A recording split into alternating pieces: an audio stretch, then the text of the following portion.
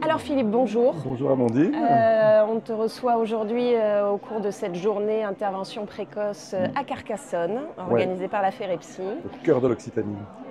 Et tu nous as fait rêver avec ton équipe Escape. Est-ce que tu peux nous en dire un peu plus sur Escape et après sur tes rêves surtout. Voilà.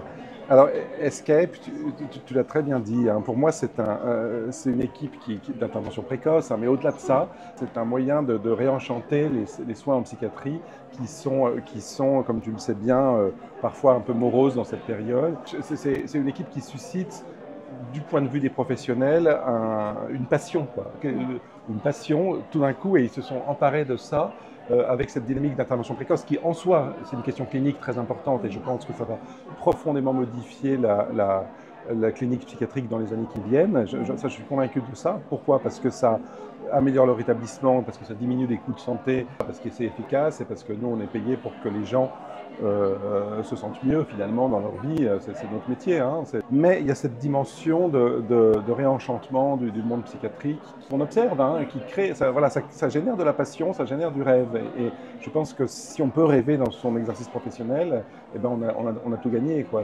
Et la psychiatrie permet ça. Et alors, dans votre présentation tout à l'heure, justement, vous avez balayé tout ce que les soins peuvent changer à la vie des usagers, le parcours de soins, comment on évite une hospitalisation, quel est l'impact sur le pronostic et aussi quel est l'impact sur les coûts de santé éventuellement. Absolument.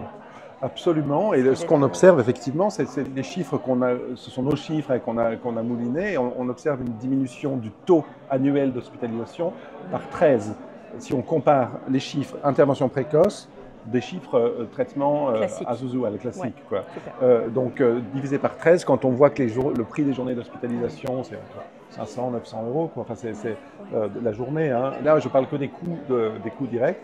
Et sans parler d'argent, on a observé 95% de rétablissement, c'est-à-dire des gens qui reprennent leurs études, ou bien, ça peut changer les études, hein, c'est pas forcément le même domaine, ou qui reprennent un boulot, ou un stage, etc., quoi. Donc c'est chouette, quoi. Ce qu'on observe, c'est que ça renforce considérablement l'alliance. Après, ça renforce aussi l'insight, mais le renforcement de l'insight vient après le renforcement de l'alliance. Et finalement, c'est ce renforcement de l'alliance qui permet, et puis aussi le caractère intensif des soins, qui permet de favoriser ce rétablissement, je crois. 95% de rétablissement, tu nous fais rêver, Philippe. Merci. Merci beaucoup.